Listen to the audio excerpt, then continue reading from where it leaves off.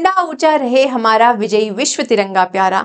श्यामलाल गुप्ता जी द्वारा लिखित इन पंक्तियों को हम बचपन से गुनगुनाते आ रहे हैं। तो चलिए बात करते हैं आज हम हमारे राष्ट्रीय ध्वज के बारे में। हेलो एंड नमस्कार, मेरा नाम समृद्धि मिश्रा है। मैं आप सभी का स्वागत करती हूँ हमारे प्लेटफॉर्म लीगल सरोमा the aromatic world of law में।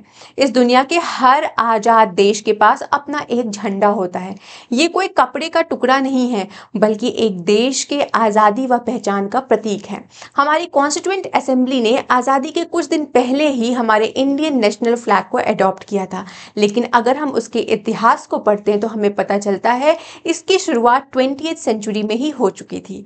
हमारा इंडियन नेशनल फ्लैग हमें देखने में बहुत प्यारा और बहुत परफेक्ट लगता है, लेकिन ये बहुत सारे बदलाव और सुधार के बाद अपने इस रूप में आया है। तो चलिए बात करते हैं राष्ट्रीय ध्वज के इतिहास के बारे में।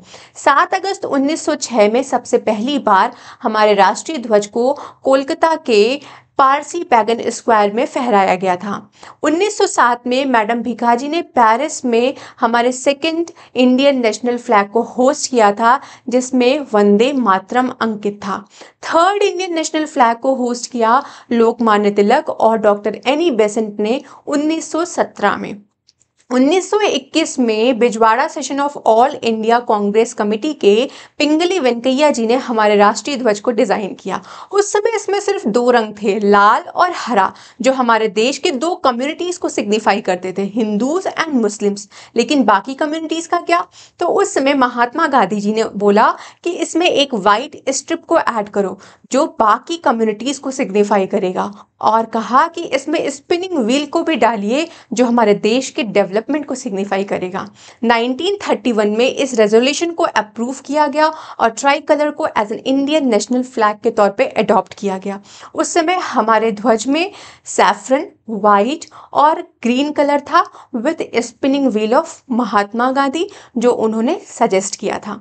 22 जुलाई 1947 में कॉन्स्टिट्यूएंट असेंबली ने इंडियन नेशनल फ्लैग को एम्ब्रेस किया और उसमें 3 रंग थे, सैफरन जो करेज और सेक्रीफाइस डिनोट करता है, वाइट जो पीस और प्योरिटी के बारे में बात करता है, ग्रीन जो प्रॉस्पेरिटी के बारे में बात करता है, और ऐड किया गया मिडिल में अशोका चक्र को जो लॉ ऑफ धर्म को सिग्निफाई करता है। हमारे राष्ट्रीय ध्वज को पिंगली वेंकैया जो इंडियन फ्रीडम फाइटर थे फ्रॉम आंध्र प्रदेश, उन्होंने डिजाइन किया। 22 जुलाई 1947 को इसे हमने अडॉप्ट किया। सबसे largest Indian national flag host होता है इंडिया पाकिस्तान के बॉर्डर पे। ये खादी से बनता है और इसे हम प्यार से तिरंगा कहते हैं।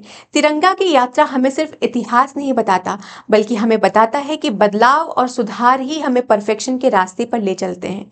तो चलिए इस स्वतंत्रता दिवस पे सिर्फ झंडा ना लहराएं, बल्कि उसके 3 रंगों के अर्थ को अपने जीवन में अपनाएं।